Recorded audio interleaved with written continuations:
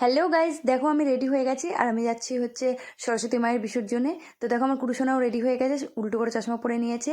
আর বাইরে তো সেরকম ঠান্ডা ছিল না, তাও স্টোল নিয়ে নিয়েছি কারণ বাইকে করে যাবো সেই জন্য। তো এটা হচ্ছে আমাদের কালীতলার ঠাকুর। তো দেখো আমরা এসেই খেতে বসে গেছি, কেউ খাচ্ছিল না, আমরাই প্রথমে খেতে বসে গেছি কারণ আমরা আবার ওখান থেকে যাব আমাদের পাড়ার বিসর্জনে।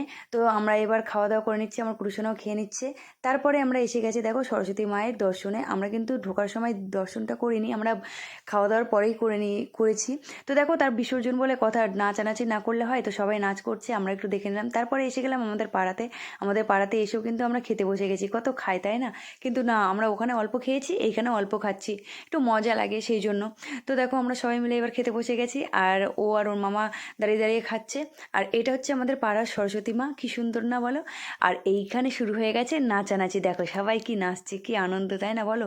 বিসর্জন বলে কথা, বিসর্জনে নাচ না করলে হয়? তো দেখো এইবার দেখো আমরা সবাই নাচানাচি শুরু করে দিয়েছি, আমরা সবাই একসঙ্গে নাচছি, খুব মজা করলাম, খুব মজা হলো।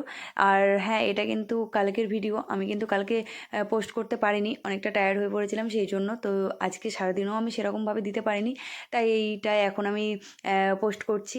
তো চলো, হয়ে গেছে আমাদের নাচানাচি, এবার বাড়ি যাওয়ার পালা। আমার কুটুসোনা কাঁদতে শুরু করেছে, সেই জন্য আমি বেশিক্ষণ থাকতে পারলাম না। তো দেখো আমার কুটুসোনা কীরকম আমার জড়িয়ে ধরে আদর করছে।